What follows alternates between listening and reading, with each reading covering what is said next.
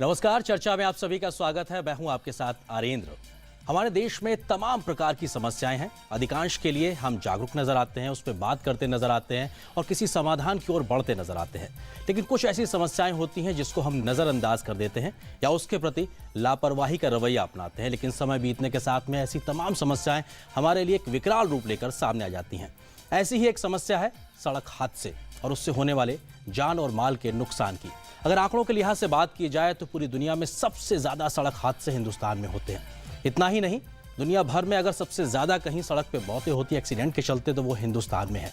तमाम बातें हैं, इसमें सबसे ज्यादा युवा ही शिकार होते हैं। तो जाहिर सी बात है, समस्या एक बहुत बड़ी हो चुकी है। क्या मौजूदा नियम, कायदे, कानून इस प्रकार की समस्या से लड़ने के लिए नाकाफी हैं, या एक समाज और देश के तौर पे हमारा जो रवैया है इस प्रकार की चीजों को लेके लापरवाही भरा, क्या वो एक बड़ा कारण है?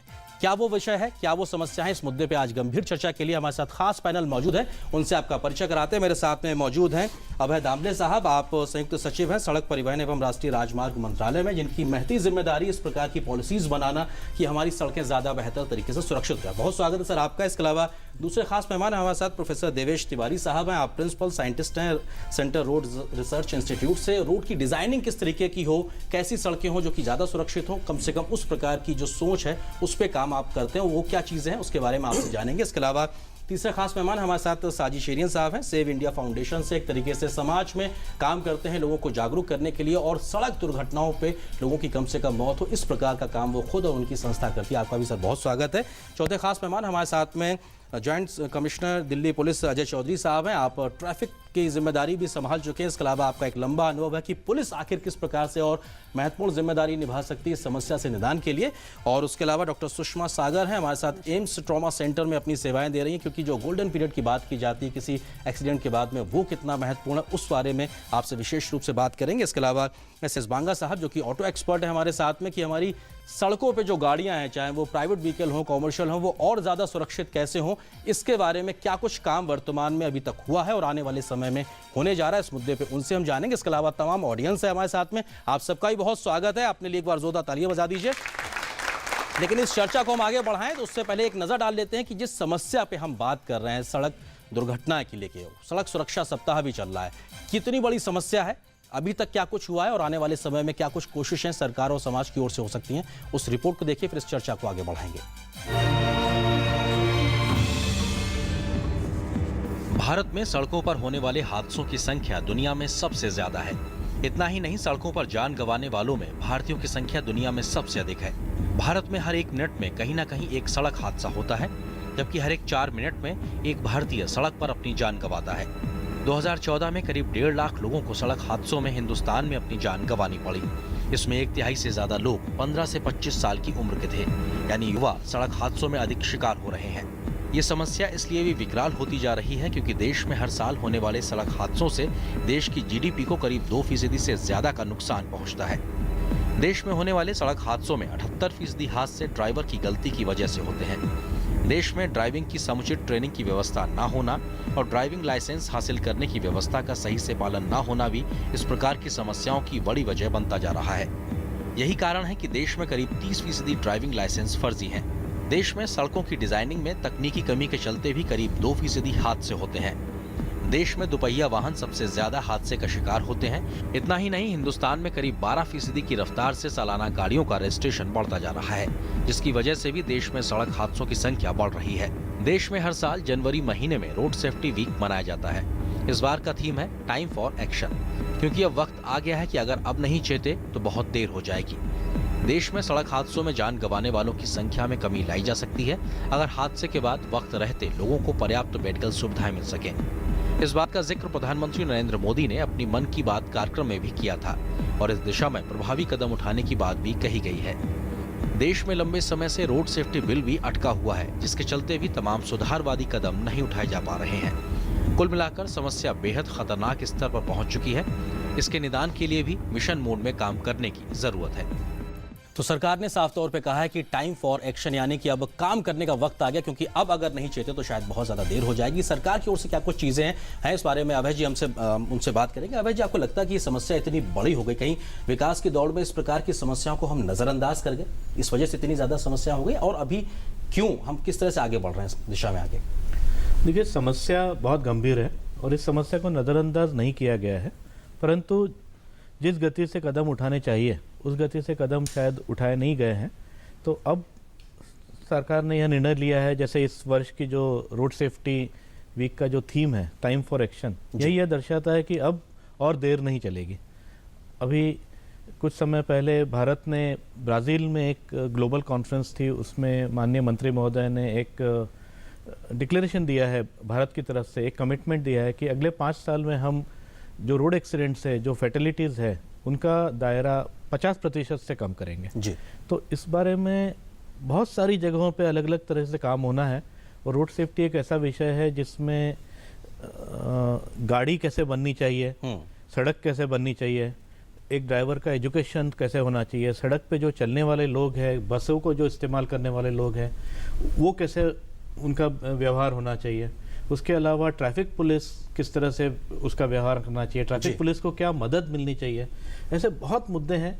और यह सब होने के बाद भी यदि एक्सीडेंट होता है तो उस एक्सीडेंट का जो विक्टिम है उसको कितने जल्दी और कितनी अच्छी सुविधा एक ट्रॉमा केयर से मिली जानी चाहिए। ये सारी विषय है और इन सारी विषयों पर मैं आपको गंभीरता से कह सकता हूं कि इस समय में सभी बातों पर काम हो रहा है और इसके हमें बहुत जल्दी परिणाम भी दिखेंगे, ऐसा मैं मानता हूं। आपने जितनी भी चीजें कही, आपको लगता है कि क्या इन सारी चीजों को एड्रेस करता हुआ जो रोड सेफ्टी बिल एक लंबे समय से अभी पास नहीं हो पा रहा, लटका हुआ, आने वाले समय में उसमें हमें सब चीजें देखने को मिलेंगी?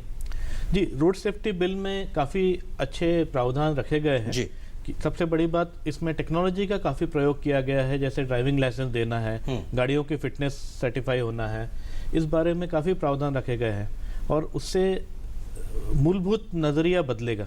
लेकिन साथ साथ अभी भी बहुत सारी चीज़ों पे काम हो रहा है जी। और स्पेशली मैं कहूँगा ऑटोमेशन एक बहुत बड़ा प्रोजेक्ट है जिसको सरकार लेना चाहती है, आगे बढ़ाना चाहती है कि गाड़ियों की फिटनेस और ड्राइविंग लाइसेंस, जैसे आपकी रिपोर्ट में दिखाया गया कि ड्राइविंग लाइसेंस देने का हमारे यहाँ भारत में बहुत आसानी से ड्राइविंग लाइसेंस 30% फर्जी ड्राइविंग लाइसेंस भी हिंदुस्तान में है, कम से कम ये बात सरकार खुद मानती है जी।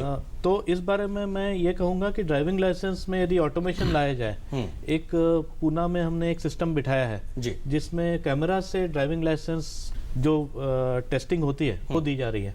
तो उसमें पता चला कि 100 में से करीब 34% लोगों को ड्राइविंग लाइसेंस नहीं मिला, वो फेल हो गए। लेकिन आमतौर पर ऐसा कभी भी कहीं भी सरकारी सिस्टम में यदि आपने 34 से 35% लोगों को ड्राइविंग लाइसेंस नहीं दिया तो बहुत दिक्कत आएंगी, बहुत ग्रीवांसेस बढ़ते हैं। परंतु ये सिस्टम चूंकि ट्रांसपेरेंट था, इस पे जिसको भी फेल हुआ है वो अपना वीडियो पे जाके टेक्नोलॉजी अपग्रेडेशन के साथ में आप तमाम काम कोशिशें कर रहे हैं आने वाले समय में, उसका गुड गवर्नेंस का भी एग्जांपल है उसमें। तो ये एक ऐसी चीजें हैं जिनमें काम हो रहा है जी। और बिल आने से निश्चित रूप से इसमें बड़ा परिवर्तन देखने को मिलेगा। देवेश जी, आपको लगता है कि सड़कों की जो हालत है, चाहे वो डिजाइनिंग के मुद्दे पे हो या कई चीजों को लेके, वो भी एक बड़े कारण के तौर पे कहा जाता है? कुछ अनाधिकृत रूप से आंकड़े भी आते हैं कि इतने फीसदी सड़क हादसों के लिए सड़क डिजाइनिंग जिम्मेदार है। उनको अगर इतर भी रख दिया जाए फिर भी कहीं ना कहीं एक जिम्मेदारी तो बनती है। क्या हम वर्ल्ड की बेस्ट प्रैक्टिसेस के साथ में अपने आप को कहीं खड़ा पाते हैं या अभी बहुत कदम आगे जाना बाकी है? मेरा इसमें बहुत बड़ा मानना है कि जो वर्ल्ड की जो बेस्ट प्रैक्टिसेस हैं वो हम लोग खुद फॉलो भी करते हैं।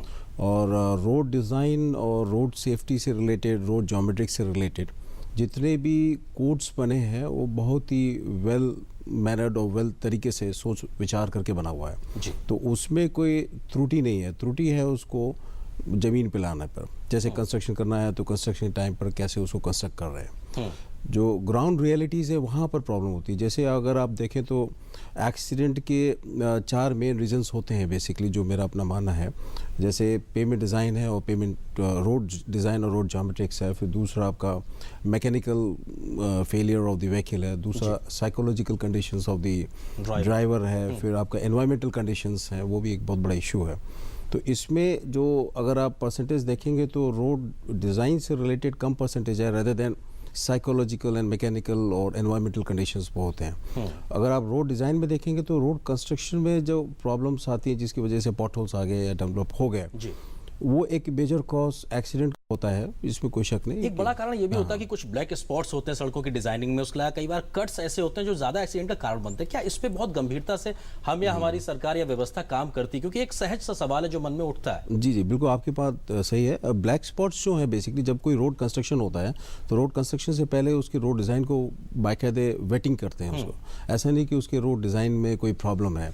अगर कोई पर्टिकुलर कर्व है जिसमें लोग कहते हैं कि शॉर्ट कर्व है, तो वो डिज़ाइन कर्व है, ऐसा नहीं है कि अपने हिसाब से बन गया। जो पुराने कंस्ट्रक्टेड रोड्स हैं उसमें थोड़ी सी फ्लॉज होती है, जैसे थोड़ा रोड ज्योमेट्रिक्स में प्रॉब्लम है, तो उसको हम ठीक कर सकते हैं। पर ये भी एक रीज़न है जो प्रॉपरली डिज़ाइन ना हो और पुराना स्ट्रक्चर हो तो उसमें एक्सीडेंट्स के एक रीज़न हो सकते हैं। साजी, आपको लगता है क्योंकि आप सेव इंडिया फाउंडेशन के माध्यम से समाज के बीच में लगातार काम करते हैं, लोगों की जान बचाने का आपका संस्थान काम करता है, आपको लगता है कुछ एक खास पैटर्न आपको नजर आता है कि इस प्रकार की चीजें या इस प्रकार का व्यवहार लोगों का ज्यादा कारण बनता है सड़क हादसों को लेकर, अगर व्यक्तिगत लोगों के अनुभव के आधार पर बात की जाए तो? मैं व्यवहार पे ज़्यादा फोकस नहीं दूंगा, क्योंकि हमारे हिसाब से वो उनकी गलती नहीं है। अगर किसी व्यक्ति को आपने सेफ ड्राइविंग की ट्रेनिंग नहीं दी है और फिर एक्सपेक्ट करते हैं कि वो एक व्हीकल को हैंडल कर सकता है और उसको पता अपने आप आ सकता है कि किस तरह से मैं सेफली ड्राइव करूं, तो वो मेरे ख्याल say that is a little unfair on that person. जैसे दामले जी भी कह रहे थे कि ऑटोमेशन की काफ़ी ज़रूरत है।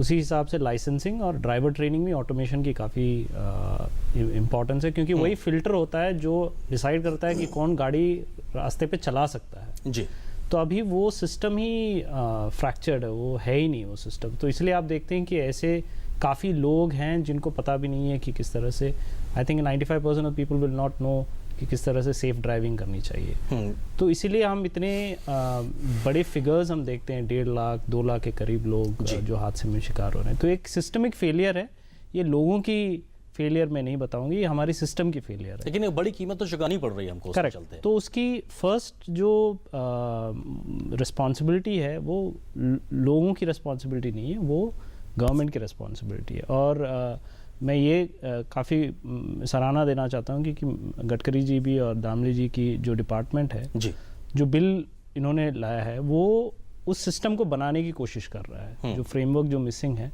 वो सिस्टम को बनाने की कोशिश कर रहा है। उसके बाद एजुकेशन अवेयरनेस जो भी करना है वो कर सकते हैं उसके बाद। तो देर आए दुरुस्त आए वाली कोशिश कम से कम चल रही है। अजय चौधरी साहब, आप चूंकि पुलिस महकमे से आते हैं, आपका अपना एक लंबा अनुभव रहा है, ये मान के चला जाता है नियम कायदे कानून जो भी बन गए अब सारे लागू कराने आपकी जिम्मेदारी है। अगर सड़क पे कोई भी वायलेशन हो रहा तो शायद आपकी भी एक बड़ी महकमे की कमी मानी जाती है। आपको लगता है कि उस मोर्चे पे शायद और बेहतर कुछ पुलिस कर सकती है जो हमारी सड़क पे जिम्मेदारी आपका महकमा निभाता है?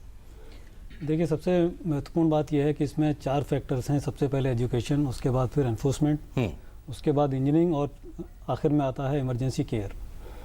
125 करोड़ की आबादी के देश में आप ये उम्मीद करें कि हर जगह पुलिस मौजूद रहेगी, हर जगह वॉल्यूशन को रोक लेगी, चेक कर लेगी और हाथ से रुक जाएंगे, ये बहुत बड़ी जिम्मेदारी और बहुत मुश्किल काम है। और शायद यहाँ जितने भी ऑडियंस में लोग बैठे हुए हैं और जो लोग इस प्रोग्राम को देखेंगे वो मानेंगे कि कहीं ना कहीं एजुकेशन से ही चीज़ें स्टार्ट होगी, वो चाहे स्कूल से स्टार्ट करें, परिवार से स्टार्ट करें। जी, लाइसेंस देने की प्रक्रिया में उसको और कठोर बनाया जाए और जो पूरी कानूनी प्रक्रिया है, एमवी एक्ट में जो हम जुर्माना देते हैं उसकी तादाद बढ़ाई जाए जिससे लोगों में एक डर रहे। और एमवी एक्ट में और आईपीसी में भी जो धाराएं हैं, जैसे एक्सीडेंट अगर आपकी गाड़ी से किसी की मौत भी हो जाती है तो बेलेबल ऑफेंस है।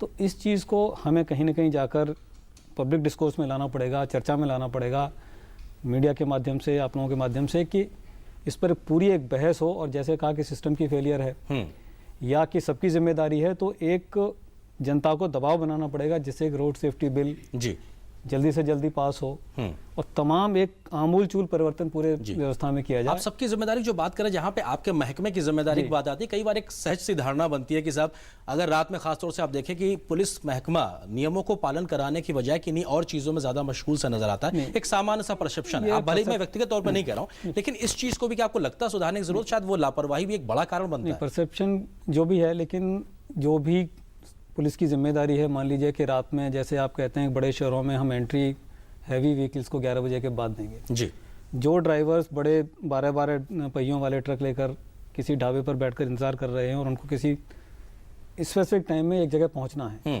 तो वो जो पागलों की तरह जब गाड़ियां चलाते हैं लोग, और उस वक्त सबसे ज़्यादा एक्सीडेंट्स होते हैं। उस माहौल में आप मान लीजिए आपने 4 सिपाही खड़े भी कर दिए ट्रैफिक के, क्या ये ह्यूमनली किसी आदमी के लिए पॉसिबल है कि उनको रोक लेगा, वॉल्यूशन को चेक कर लेगा रात के 2 बजे? और कितने पुलिस वालों की जान उसको रोकने में जाती है, आप हमेशा अखबार में पढ़ते होंगे। बिल्कुल। तो ऐसा नहीं है कि एक जिम्मेदार है, या तो बहुत ज़्यादा तादाद बढ़ाई जाए, सारे सीसीटीवी कैमरे से नेशनल हाईवेज को कवर किया जाए।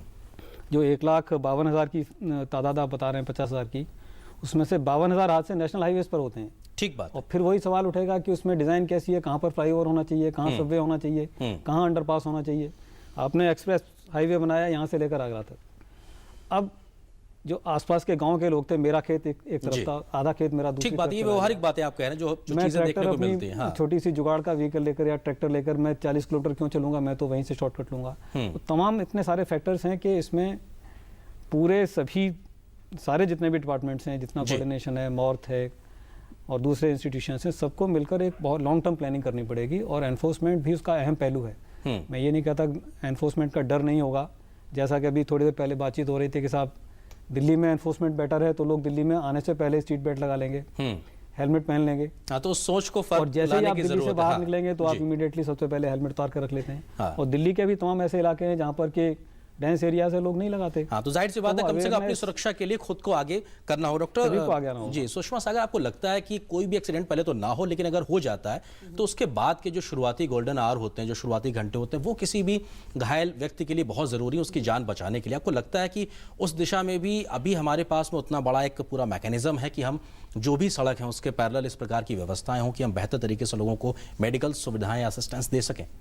हमारे देश में जो मरीज के लिए सबसे बड़ी प्रॉब्लम की बात है कि हमारे यहाँ कोई भी robust pre hospital care system नहीं है। जो कि हम विदेशों की बात करते हैं कि वहाँ पे इतनी अच्छी इमरजेंसी केयर है, तो उसका एक बहुत बड़ा जो योगदान है वहाँ पे प्री हॉस्पिटल केयर का है। और वो जो प्री हॉस्पिटल की जो वो एम्बुलेंसेज हैं, उस पे जो व्यक्ति उस एम्बुलेंस को चला रहा है वो भी ट्रेंड है। मतलब अगर वो किसी हादसे पे पहुंचता है तो उसको ये मालूम है कि वहां पहुंचकर उस मरीज को उसे क्या करना है, कैसे उसके एयरवे को बचाना है, कैसे उसकी ब्रीदिंग, उसको सांस देनी है, और कैसे अगर वो ब्लीड कर रहा है तो उसके सर्कुलेशन को बचाना है। तो इसमें 2-3 चीजें आती हैं कि धीरे धीरे हमारे देश में इस दिशा में काफी काम हो रहा है और प्री हॉस्पिटल की तरफ भी अब ध्यान दिया जाने लगा है। और दूसरी तरफ ये है कि काफी लोगों की ट्रेनिंग, अभी पिछले कुछ दिनों पहले हम लोगों ने दिल्ली के 1500 कांस्टेबल्स को ट्रेन किया था, जिसमें कि उनको बेसिक लाइफ सपोर्ट बताया गया था। तो अगर कोई कांस्टेबल उस हादसे को देखता है तो उस कांस्टेबल को भी ये पता है कि अगर खून बह रहा है तो मैं उस पर पट्टी बांध के मरीज को एम्बुलेंस में रख के और अस्पताल पहुंचा सकता हूं। और यहाँ पे मैं इस बात की सराहना करना चाहूंगी कि ट्रॉमा सेंटर एम्स में यदि हम 150 से 200 मरीज 24 घंटे के अंदर आते हैं तो उसमें से काफी सारे मरीज दिल्ली पुलिस के द्वारा ही लाए जाते हैं। तो पुलिस एक बहुत बड़ा योगदान उसका है जो कि मरीजों को अस्पताल तक लेके आते हैं। कम से कम इस बात पे ताली बजानी चाहिए दिल्ली पुलिस के लिए, भाई अच्छी बात है। कुछ अगर अच्छा हो तो उसके लिए सराहना भी होनी चाहिए। जी। और उसमें दूसरी बात यह है कि हमारी आम जनता के लिए भी ये ज़रूरी है कि वो इस तरह के अगर छोटे छोटे ट्रेनिंग प्रोग्राम्स होते हैं वो RWA के द्वारा ऑर्गेनाइज किए जाएं, जिसमें कि हर एक व्यक्ति को ये पता होना चाहिए कि अगर वो किसी एक्सीडेंट विक्टिम को देखता है तो तुरंत उसे क्या करना है।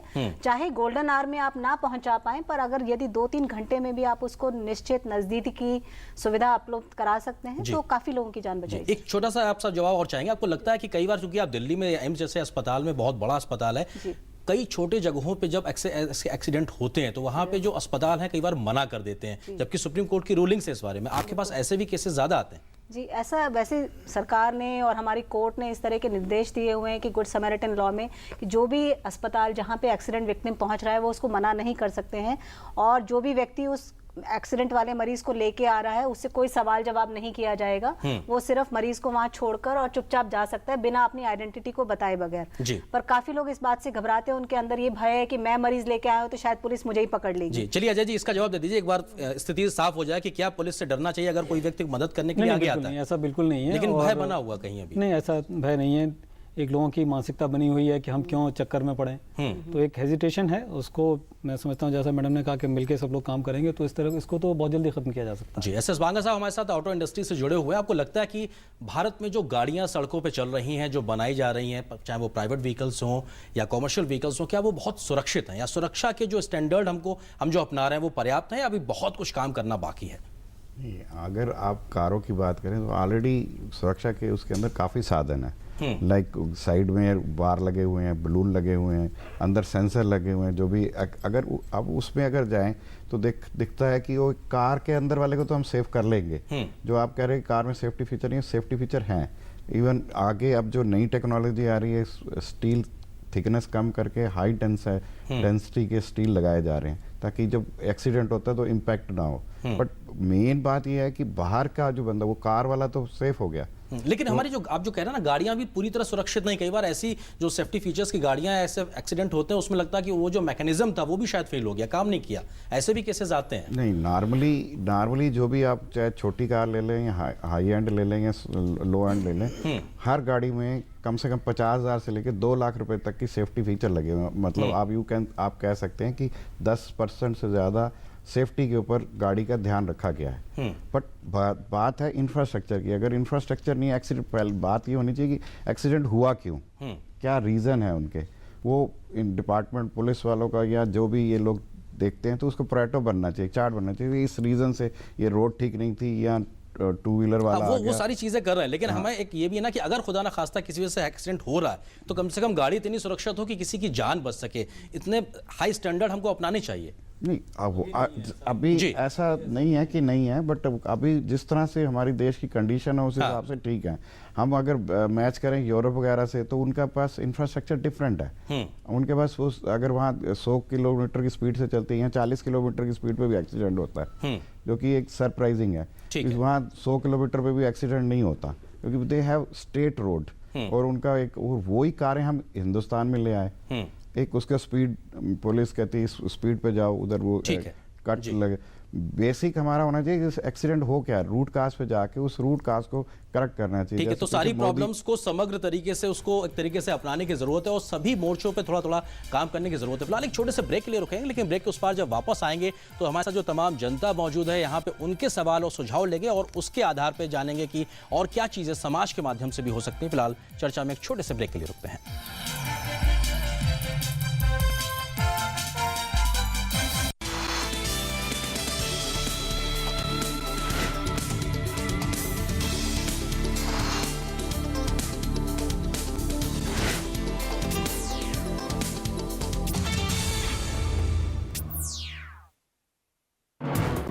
हर दिन बदलती खबरें, हर पल बनती नई सुर्खियां, खबरों की रफ्तार के साथ हर दोपहर दुनिया की ताजा तस्वीर।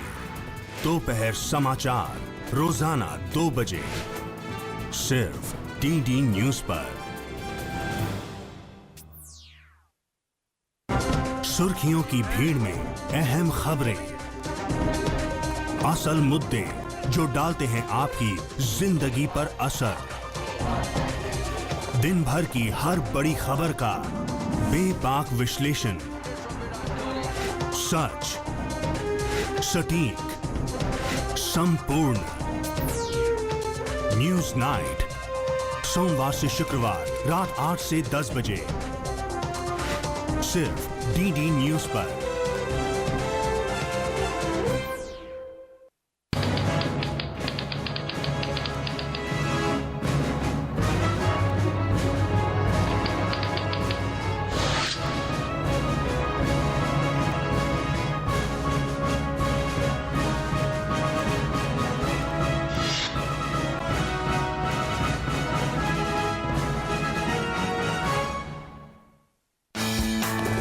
सुबह का सही आगाज ताजा खबरों के साथ, सुर्खियों के आईने से देश विदेश की सही तस्वीर और दिन के हर पहलू पर नजर।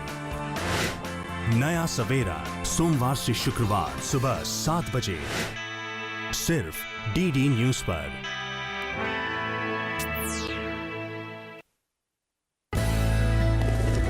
ब्रेकिंग न्यूज की रेस से हटकर खबरें कुछ अच्छी भी हैं, खबरें जो बढ़ाएंगी हौसला और विश्वास, उम्मीद भरी खबरें जो लाएंगी मुस्कान। Good news India.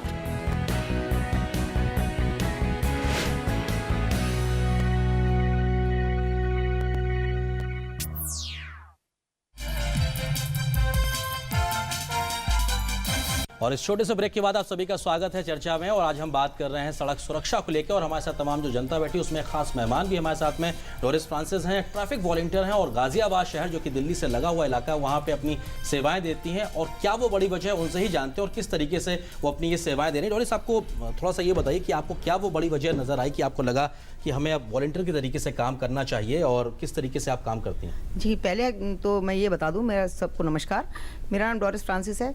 सबसे बड़ी ज़रूरत ये पड़ गई कि उसी एक हादसे के अंदर मैंने खुद अपनी रोड एक्सीडेंट में अपनी बेटी खोई है और वो ज़रूरत मुझे पड़ गई क्योंकि मेरे को तो पड़ी है ज़रूरत, मगर मैं आम जनता से रिक्वेस्ट करना चाहती हूँ कि ज़रूरी नहीं है कि उनको भी ये ठेस लगे कि वो इस तरह के दर्द भरे हादसे से गुजरें और तब जाके वो सड़क में संभलना सीखें और चलना सीखें।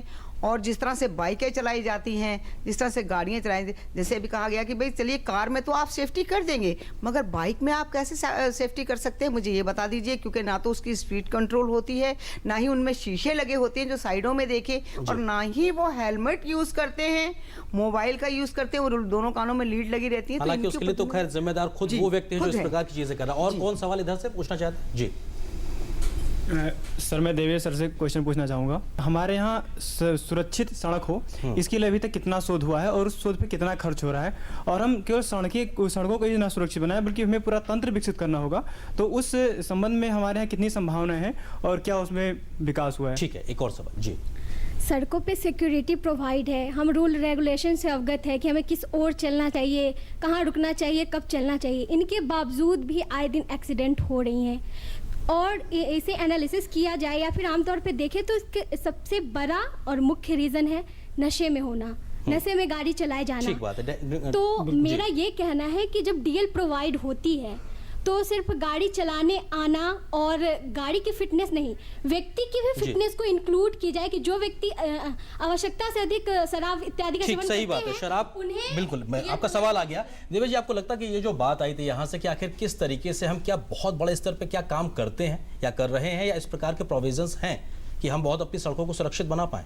नहीं, बिल्कुल आपकी बात बिल्कुल सही है। और हम सड़क को सुरक्षित बनाने के लिए जितनी भी सड़क से रिलेटेड, सुरक्षा से रिलेटेड जितने भी संकेत हैं और फैसिलिटीज़ जो देते हैं, हम उसको कंडीशंस जो आती है, एनवायरमेंटल कंडीशंस आती है, जो भी हम उसमें बनाते हैं। आपका खर्च का भी था तो खर्च भी हम पूरा करते हैं, पर बेसिकली क्या है कि जो सुरक्षा को ओवर रूल करने वाले काफ़ी लोग हैं। अगर मैं आपको एग्जांपल देना चाहूँ तो आप किसी भी हाईवे पे चले जाइए जहाँ पर 80 किलोमीटर पर आवर की स्पीड का डिज़ाइन है, पर वहाँ 120-130 पे चलते हैं लोग। जी, एक्सप्रेसवे में आप देखिए 140-150 पे चलते हैं, जबकि उसके लिए डिज़ाइन नहीं है। तो ये एक ड्राइवर की कमी है रेदर देन एक सड़क की। सही बात है। 78% शायद हादसे भी इसीलिए होते हैं कि ड्राइवर की गलती रहती है। पूछिए अपना सवाल। सुरक्षा को लेके, जी, सड़क सुरक्षा को लेके मैं एक आपको बताना चाहूँगा। मंत्रालय की तरफ से जो ब्लैक स्पॉट्स है, करीब 762 ब्लैक स्पॉट्स आइडेंटिफाई किए गए हैं और कल ही एक उद्घोषणा हुई है कि उसके ऊपर मंत्रालय की तरफ से 11,000 करोड़ रुपए का आवंटन किया गया है और ये सब ब्लैक स्पॉट्स ठीक किए जाएंगे।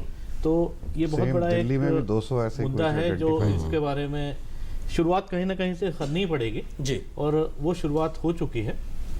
और दूसरी बात, एक गाड़ियों के बारे में जो बात हो रही है, तो गाड़ियों के बारे में आज की तारीख में मैं नहीं मानता हूं कि हमारी गाड़ी पूरी तरह से सुरक्षित है जी, परंतु आने वाले 2 साल के अंदर अंदर जो अभी नए नियम आए हैं उसमें, जैसे आपने कहा मोटरसाइकिल के बारे में, मोटरसाइकिल के बारे में एक ब्रेकिंग, पैनिक ब्रेकिंग होती है, उसकी वजह से गाड़ी स्किड होती है और मोटरसाइकिल सवार कई बार हेलमेट नहीं पहनते हैं और उसकी वजह से दुर्घटना का शिकार होता है। तो हेलमेट पहनना तो जरूरी है, परंतु उसकी जो स्किडिंग है उसको रोकने के लिए ABS और CBS की 2 टेक्नोलॉजी कंपलसरी की जा रही है। और कार में भी जो एयरबैग्स है, ये चाहे इकोनॉमी मॉडल हो चाहे कोई भी मॉडल हो, हर मॉडल में वो safety feature, basic safety feature देना कंपलसरी है, अनिवार्य किया जा रहा है जी। ये अपने देश में ये नियम ठीक है। और आपके मंत्रालय ने एक वेबसाइट भी लॉन्च की है, जनता को कम से कम वो साझा कर सकते हैं। ऐसे कोई ब्लैक स्पॉट जहाँ पे ज्यादा एक्सीडेंट्स होते हैं तो कम से कम वो जगह है वो मंत्रालय को साझा कर सकते हैं। कुछ और सवाल जल्दी से लेते हैं। सड़क दुर्घटना होती है तो ये राष्ट्रीय विमर्श का मुद्दा क्यों नहीं बन पाता है आखिर? हाँ, ये बात है कि क्यों इस पर बहुत ज्यादा बहस नहीं होती। कुछ और सवाल इधर से? जी, जल्दी से सवाल लेते हैं। जी, मैं चाहूँगा कि जो नए लाइसेंस देने का सिस्टम है इसे कम से कम 3 साल के लिए रोक देना चाहिए, और जिन लोगों को पहले लाइसेंस मिले हुए हैं उनको ट्रेनिंग दी जानी चाहिए गाड़ी चलानी कैसी है। ठीक, लोगों में ट्रैफिक सेंस ही नहीं है, उन्हें जाना कहीं ब्रेक लगानी है, भूल जाते हैं ब्रेक लगानी है, कहीं यहाँ पर बोटल नेक्स हैं, आगे वाली गाड़ी स्मूथली जा रही है, वो पीछे वैसे स्मूथली चले जाते हैं, ब्रेक लगाते ही नहीं, जाके ठोक देते हैं गाड़ी उसमें।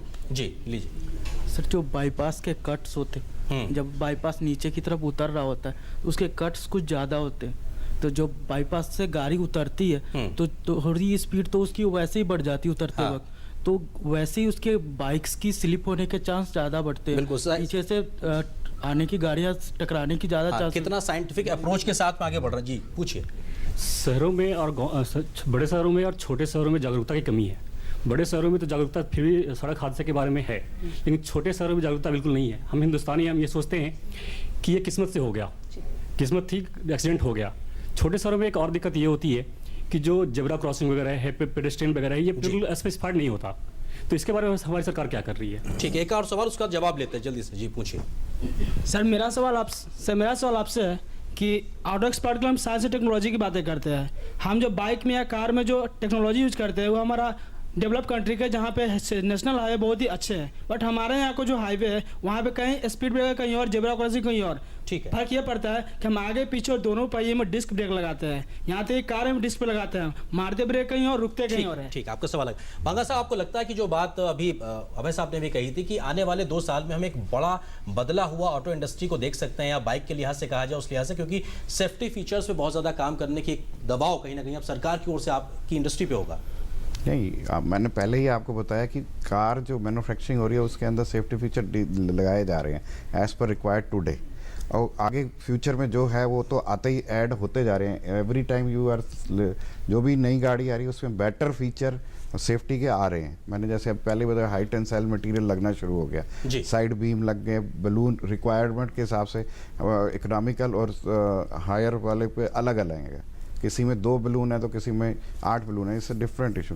बट अगेन जो पैसा हम गाड़ी में खर्च कर रहे हैं वो 1000 करोड़ से ज़्यादा सेफ्टी के ऊपर है, बट वो कितने लोगों के लिए? 20 लाख कारें साल के हमारे यहाँ आ रही हैं, जिसमें 1000 करोड़ रुपया से ज़्यादा पर्टिकुलर वो 20 लाख के लिए खर्च हो रहा है। 20 लाख लोग जो गाड़ी चला रहे हैं, बट द अदर जो मोटरसाइकिल पे है, जो साइकिल पे है, वो सारा टोटल इंफ्रास्ट्रक्चर, पूरा स्ट्रक्चर वे चाहिए। हाँ, शायद उसी लिए रोड सेफ्टी बिल को लेकर लगातार काम हो रहा है। कुछ और सवाल इधर से लेते हैं, जी पूछिए। सर मेरा सवाल अभय सर से है, संयुक्त सचिव भारत सड़क एवं परिवहन मंत्रालय। आपका जो कहना है जो आपकी सरकार कर रही है सर, उन हादसों को हम रोक तो नहीं सकते क्योंकि गाड़ी भी चलेंगी और बाइक भी चलेंगी, लेकिन आपका मंत्रालय और मोदी सरकार का जो सपना है गांव को शहर से जोड़ना, उसमें उसके लिए क्या हम हादसों को जिम्मेदार मान लें, और हादसे अगर इस पे कंट्रोल नहीं लगा सकते हम? जी जल्दी से पूछिए फिर सवाल का जवाब। सो मेरा क्वेश्चन दिल्ली पुलिस से है कि जैसा सर ने बोला कि दिल्ली में इतने सारे रूल्स एंड रेगुलेशंस हैं, बट और भी ऐसे छोटे शहर हैं कि जहाँ पे हम हॉस्पिटल्स इतना जल्दी विक्टिम्स को नहीं लेता है, पुलिस जो है वो क्रॉस क्वेश्चंस करते हैं, तो सारे रेगुलेशंस दिल्ली के लिए हैं कि और भी जो सिटीज़ है उस पर भी थोड़ा ध्यान दिया जाए? अच्छा चौधरी जी, आपको लगता है कि दिल्ली में तो क्योंकि बहुत सी चीज़ों का सेंटर होने के नाते थोड़ा सा हर कोई सेंसिटिव सा नजर आता है, लेकिन बाकी सुदूर ग्रामीण इलाकों में बात करें तो शायद उतनी बात जमती नहीं? ये बिल्कुल सही इन्होंने कहा है। इसके लिए तो जैसे सर ने कहा कि केंद्र सरकार काम कर रही है और पुलिस का इंफ्रास्ट्रक्चर भी केंद्रीय सरकार भी बढ़ाना चाह रही है, राज्यों की सरकारें भी कोशिश कर रही हैं। तो जैसे जैसे इंफ्रास्ट्रक्चर बढ़ेगा चीज़ें सुधरेंगी और एजुकेशन का स्कूल्स को इसको टेकअप करना पड़ेगा। मैडम ने कहा जैसे पुलिस की ट्रेनिंग की जा रही है कि उनको कैसे इमीडिएट हेल्प के लिए कैसे तैयार किया जाए, उसी तरह पब्लिक के तमाम लोगों को, तमाम स्कूल में अपने नौजवान बैठे हुए हैं, आप इनसे पूछिए कितने स्कूल में इनको ट्रेनिंग दी गई है एक्सीडेंट्स के बारे में, शायद ही किसी को स्कूल में कभी पढ़ाया गया हो। ठीक है, तो करिकुलम में इस चीज़ को हम लोगों को लाना पड़ेगा। जी कुछ और सवाल जल्दी से, जी पूछिए। और सर मेरा सवाल पुलिस से है कि पुलिस किस तरीके का कॉर्पोरेशन चाहती है लोगों से, क्योंकि कहीं ना कहीं डिपेंड तो हम पे ही करता है जब ड्राइव हम कर रहे हैं तो पुलिस क्या कॉर्पोरेशन चाहती है। और ये भी देखा गया जो बड़ी गाड़ियाँ होती हैं, जो लग्जरी कार्स होती हैं, तो पुलिस को लगता है मे बी पॉलिटिशियन होगा या कुछ होगा वो तो उल्टा हम पे वो करेगा, तो इसीलिए ये पुलिस आपसे हर तरह का सहयोग चाहती है। पुलिस आपसे चाहती है कि आप हेलमेट पहने, आप सेफली अपने घर पहुंचे। नमस्ते, मेरा प्रश्न ये भी है कि हम बच्चों को सिखाते हैं सर स्कूल में, बिल्कुल रोड सेफ्टी सिखाते हैं, पर बच्चों बड़े लोग पुलिस के डर से नहीं लोगों की सेवा करना चाहते। कई लोग ब्लीडिंग में ही मर जाते हैं, उनको अस्पताल तक नहीं पहुंचाया जाता, वो यही सोच के नहीं पहुंचाया जाता कि हम अगर जाएंगे तो 2-3 घंटे पुलिस हमारे ही खराब कर देगी। अगर बिल्कुल ऐसा हो जाए कि पुलिस क्रॉस क्वेश्चन ना करे, कम से कम रास्ते में जो व्यक्ति को चोट लग गई है उसको हम रोक नहीं सके पर उसकी जान बचाई जा सकती है अगर पुलिस क्रॉस क्वेश्चनिंग ना करे और समय से उन्हें पहुंचाया जाए। इस बारे में मैं आपको दो बातें बताना चाहूंगा कि ये गुड समैरिटन लॉ जो है, ये माननीय सुप्रीम कोर्ट में यह मुद्दा चल रहा है और सेव लाइफ फाउंडेशन भी इससे जुड़ा हुआ है। इसके बारे में बहुत अच्छे दिशा निर्देश केंद्र सरकार द्वारा जारी किए गए हैं और सभी राज्यों में मैं आपके दूरदर्शन के माध्यम से यह बताना चाहूँगा सभी लोगों को कि आप एक्सीडेंट विक्टिम को गांव में, शहर में, जहां भी आपको हो सके उसको पड़ोस के अस्पताल में ले जाएं। अस्पताल में आपसे किसी तरह का कोई ज़्यादा पूछा नहीं जाएगा। पुलिस को यदि कोई आपसे जानकारी चाहिए है तो पुलिस आपके पास में आके उनसे आपसे बात करेंगी कि यदि उसने कुछ बताना उचित समझे तो आप बताएं, क्योंकि गलत यदि किसी ने ड्राइविंग किया है और आप उसमें देखे हैं तो वो बताना भी एक अच्छी भावना की बात है। परंतु एक्सीडेंट विक्टिम को आप जब पहुंचाएंगे और यदि आप कोई अपनी जानकारी नहीं देना चाहते हैं तो आपसे कोई जानकारी नहीं ली जाएगी और कोई भी पुलिस का ऑफिसर जो है वो यदि आपसे पूछताछ करना चाहता है तो वो आपके आएगा, आपको थाने में नहीं बुलाया जाएगा। इस तरह के दिशा निर्देश बहुत बिल्कुल, और लोगों को समझना भी चाहिए। जैसे रोड सेफ्टी के लिए रोड्स का अच्छा होना बहुत ज़रूरी है। तो अगर देखा जाए तो सेंटर में जितनी भी रोड्स हैं या पोश एरिया की जो रोड्स हैं वो बहुत अच्छी बनी हुई हैं, लेकिन जो आउटर साइड में या रूरल एरिया में जो रोड्स हैं उन पे कोई ध्यान नहीं दिया जाता। जैसे कि सर ने कहा कि अभी वेबसाइट बनाई गई है जिस पे हम अपनी कंप्लेंट डाल सकते हैं, लेकिन उस वेबसाइट पे डालने के बाद भी इसके बारे में कोई भी वहाँ स्टेप नहीं उठाया जाता है। ठीक है, आपका जवाब लेते हैं जी, पूछिए। सर 2013 में ये नेशनल हाईवे पे मेरा एक्सीडेंट, बड़ा भयंकर एक्सीडेंट हुआ था और जिस हिसाब से ये रोड बना हुआ है उस हिसाब से यहाँ सेफ्टी नहीं है और मैं कैसे बचाऊं ये मेरा मन जानता है। प्रभु ने बचाया था मुझे। जिस हिसाब से वो रोड बना हुआ है उस हिसाब से वहाँ सेफ्टी नहीं है और हीट पे हीट गाड़ी होती है, जो भी आता है ठोकता जाता है। 40 गाड़ियों का एक्सीडेंट हुआ था उस टाइम, मकर संक्रांति का दिन था 2013 में। तो मैं कैसे बचाऊं ये ऊपर। ठीक है, बिल्कुल जवाब लेते हैं। आपको एक और सवाल जी मैं ये कहना चाहूँगा कि रोड पर जो गाड़ी चलाते हैं ड्राइवर्स वो ज़्यादातर नशे की वजह से भी होते हैं, लेकिन खास कारण रहता है रोड जो है उबड़ खाबड़ होते हैं। यानी कि उससे अगर देखा जाए यूँ कहें कि लक्ष्मण झूला अगर गाड़ी लेकर चलें और गाड़ी ऐसे करती है तो लक्ष्मण झूले से कम नहीं लगता कि वो हम लक्ष्मण झूले में बैठेंगे ड्राइव कर रहे हैं। ठीक तो है, वो सड़क जो है सही हो तो जब रोड एक्सीडेंट कम होंगे। ठीक है, जल्दी से पूछिए। मेरा सवाल ये है कि स्पीड ब्रेकर जो बने होते हैं सड़क पर वो थोड़े ऊंचाई कम हो, जिससे कि दूर से अगर गाड़ी तेज आ रही है तो उस पे जो है पता ही नहीं चलता ड्राइवर को और वो जो है गाड़ी जंप कर जाती है, तो उससे जो है हादसे ज्यादा होते हैं। जी देवेश जी, डिजाइनिंग को लेके जो बात आई कि ये भी एक बड़ा सवाल खड़ा करता है। नहीं, बिल्कुल सही कह रहे हैं। जैसे उन्होंने स्पीड ब्रेकर की भी बात कही थी, पर इसके कुछ एक्चुअल में हर एक के अपने नॉर्म्स होते हैं। जैसे नेशनल हाईवे है वहाँ पर स्पीड ब्रेकर्स नहीं बनाए जाते हैं, पर जहाँ मेजर कट है, जहाँ पर बहुत इंपॉर्टेंट इशू बन रहा है, एक्सीडेंट स्पॉट्स बन रहा है, तो वहाँ स्पीड ब्रेकर बनाए जाते हैं पूरे इन्फॉर्मेशन के साथ।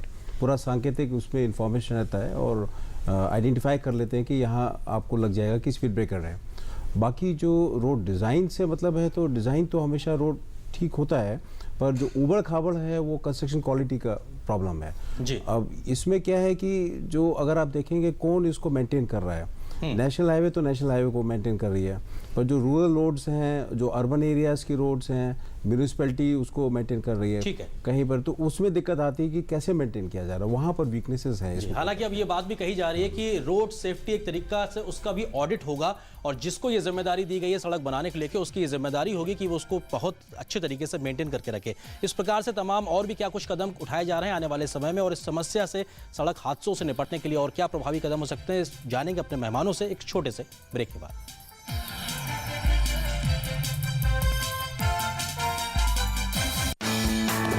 सुबह का सही आगाज ताजा खबरों के साथ, सुर्खियों के आईने से देश विदेश की सही तस्वीर और दिन के हर पहलू पर नजर। नया सवेरा सोमवार से शुक्रवार सुबह 7 बजे सिर्फ डीडी न्यूज पर।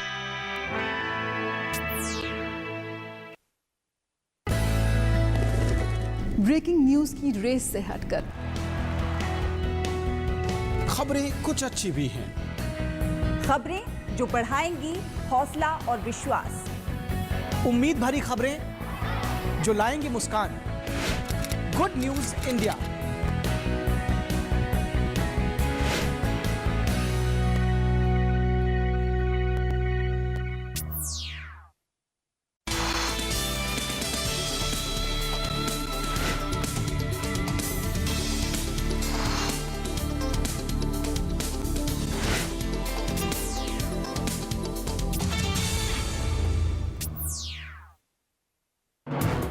हर दिन बदलती खबरें, हर पल बनती नई सुर्खियां, खबरों की रफ्तार के साथ हर दोपहर दुनिया की ताजा तस्वीर।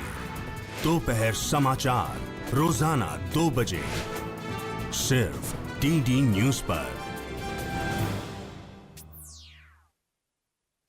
सुर्खियों की भीड़ में अहम खबरें, असल मुद्दे जो डालते हैं आपकी जिंदगी पर असर। दिन भर की हर बड़ी खबर का बेबाक विश्लेषण, सच, सटीक, संपूर्ण। न्यूज नाइट सोमवार से शुक्रवार रात 8 से 10 बजे सिर्फ DD न्यूज पर।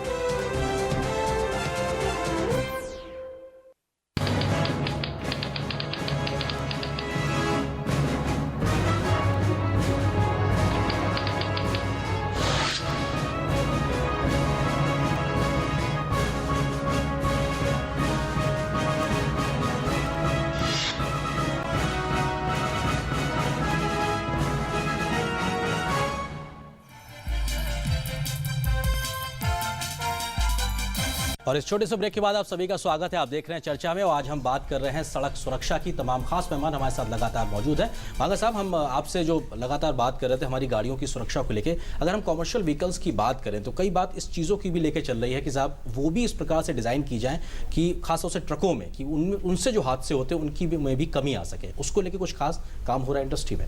हाँ, डेफिनेटली कमर्शियल व्हीकल हो या दूसरी व्हीकल हो, सब में एक ही तरह से पैरामीटर डिफाइन किए जा रहे हैं। जो commercial vehicle already we provide safety belt, वो अलग बात है कि वो ड्राइवर पहनते नहीं, वो उसके आगे बम्पर के आगे फिर आगे से उसको पूरा सेफ्टी है कि वो जब गाड़ी क्रैश करते हैं वो पूरे नाम्स के अंडर आते हैं और उसके अंदर कोई ऐसी कमी नहीं है। और जो जैसे जैसे यूरोप में एडवांसनेस आती है वो we are applying in our industry.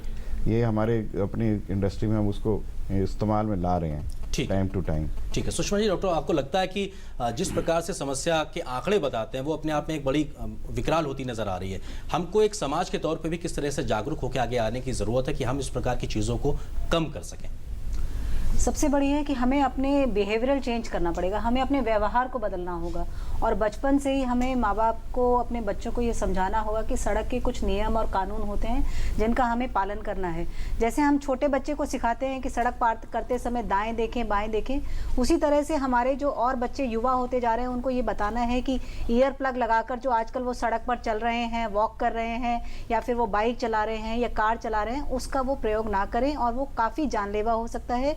काफ़ी सारे यंग बच्चे जो 20 से 22-25 साल की उम्र में हमारे पास आते हैं, वो अक्सर उसमें कारण यही होता है कि वो या तो ईयरफोन लगा के चल रहे थे या वो बात कर रहे थे या वो म्यूजिक सुन रहे थे या उनके पीछे उनके जो दोस्त बैठे हुए थे वो उनको तंग कर रहे थे, तो ये एक बहुत बड़ा कारण होता है। दूसरी बात ये है कि अगर आप कार चला रहे हैं तो अक्सर आप ये देखते हो कि 6 दोस्त थे, वो रात को पार्टी से लौट रहे थे, कार का इतना भयंकर एक्सीडेंट हुआ और अक्सर उनमें से कोई ना कोई एक नशे में होता है। विदेशों में सबको पता है कि इस तरह का रूल है कि जो व्यक्ति उस पार्टी में शराब नहीं पी रहा है सिर्फ वही गाड़ी चलाएगा, बाकी 5 लोग जो हैं वो जो भी मर्जी पार्टी में एंजॉय कर सकते हैं। तो इस तरह की कोई हमें अपने व्यवहार में परिवर्तन लाना पड़ेगा। महिलाओं को लगता है कि शायद उनके दिमाग को कोई स्पेशल प्रोटेक्शन मिला हुआ है कि वो हेलमेट ना लगाएं, ऑल्दो दिल्ली में तो ये रूल आ चुका है कि महिलाएं भी हेलमेट का प्रयोग कर रहे हैं। तो बाकी शहरों में भी सब लोग सोचें कि आपका भी स्कल, आपका भी जो सिर का हिस्सा है वो वैसा ही है जैसा आदमियों का है और आप भी हेलमेट का प्रयोग करिए। और गंभीर चोटें जो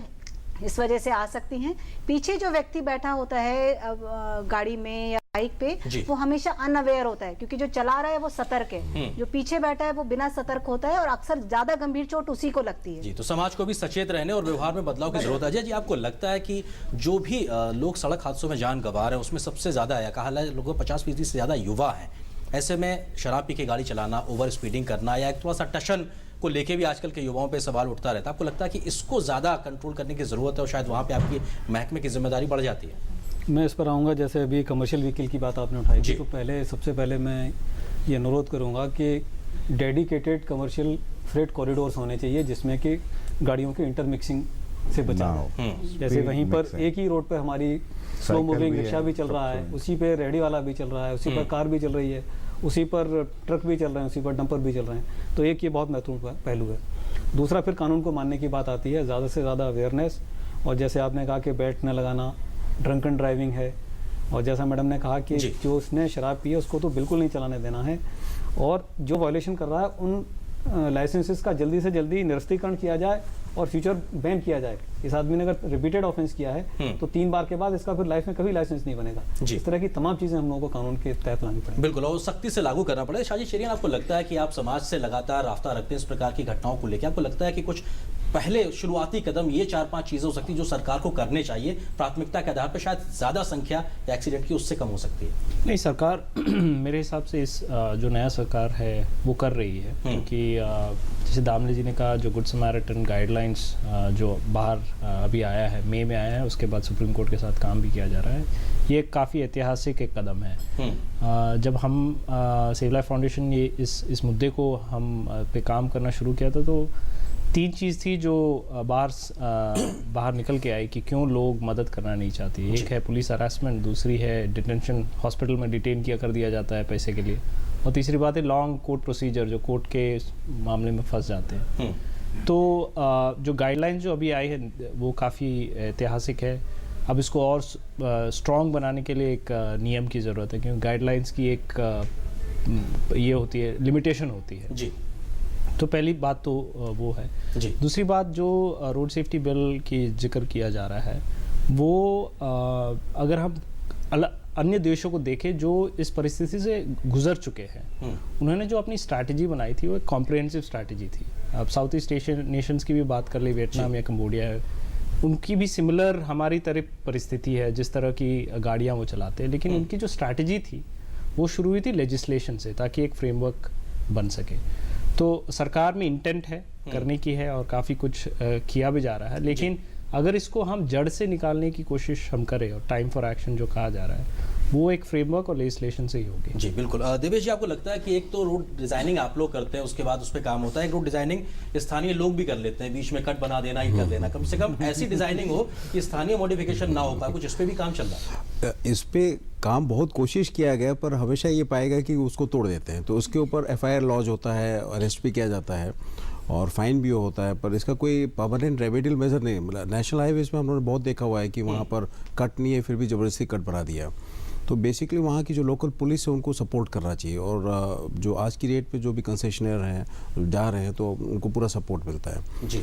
और दूसरा, जैसे कॉमर्शियल व्हीकल में ओवरलोडिंग का एक कंसेप्ट बहुत ज़्यादा है, तो ओवरलोडिंग के लिए भी अभी अब क्या है कि हर लोकेशंस पे जो टोल है वहाँ पर वेइंग ब्रिज लग रहे हैं, और वेइंग ब्रिज लगे हैं तो क्या होता है कि जो ओवरलोडिंग का जो एक्सेस वेट है उनको पेनल्टी देनी पड़ती है, तो वो भी धीरे धीरे कम हो रहा है। और तीसरा, मैं ज़रूर ये कहना चाहूँगा कि जो हमारे इंडिकेटर्स हैं, जो हमारे साइनेजेस हैं, वो साइनेजेस अगर आप अभी भी रोड सेफ्टी ऑडिट करें तो उसमें देखेंगे साइनेजेस तो हैं पर आपको नहीं दिखाई देंगे, कोई इसके सामने पेड़ है, कहीं ऑब्स्ट्रक्शंस है।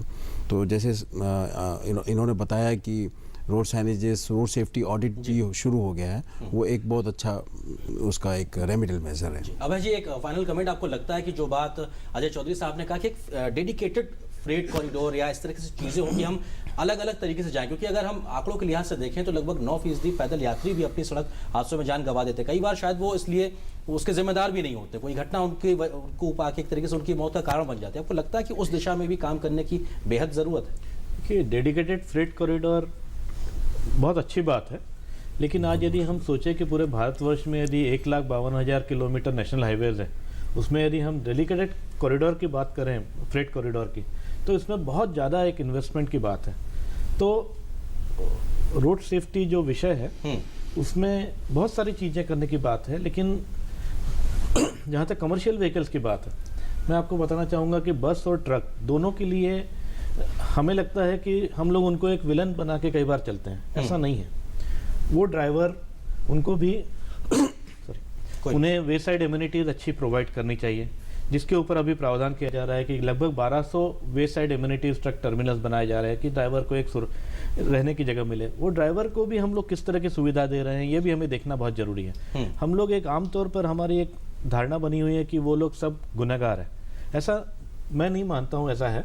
वो लोग भी इस देश की इकोनॉमी को चलाने में बहुत ज़्यादा सहायक भूमिका निभा रहे हैं, परंतु जहाँ तक ट्रक और बसेस की बात है, उनकी फिटनेस के समय में यह देखना अत्यावश्यक है कि वो गाड़ी में सारी लाइट चालू है कि नहीं है, उस गाड़ी में ब्रेकिंग प्रॉपर है कि नहीं है, उस गाड़ी में कोई डिज़ाइन के फॉल्ट्स है क्या, गलत हुआ है क्या। तो यदि ऐसी समस्या जो है यह आरटीओ लेवल पे देखना बहुत जरूरी है। और इसके लिए भी एक 2-3 साल के अंदर अंदर पूरे देश में एक automated inspection and certification centres आएंगे जो विदेशों में होते हैं। परंतु ये मैं जरूर करना चाहूंगा कि यदि आपको कोई ऐसी गाड़ियां दिखती है जिसकी लाइट नहीं चल रही है, जिसमें यदि ओवरहैंग है बाहर, उसको जरूर आप फेसबुक पे अपलोड करें और उसके ऊपर निश्चित रूप से कार्रवाई की जाएगी कि जो भी कंसर्न आरटीओ है जहां आप ले रहे हैं वो बताइए।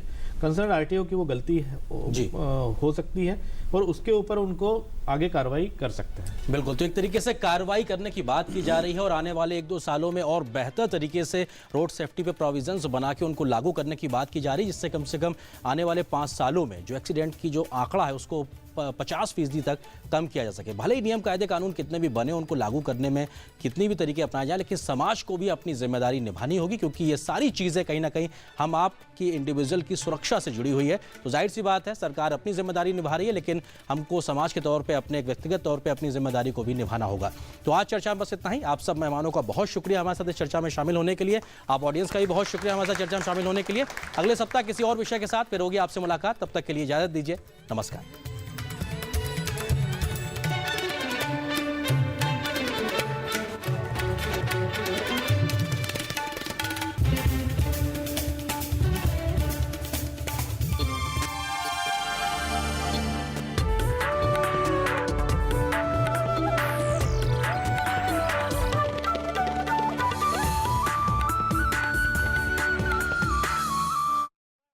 चीज़ें दुनिया की उस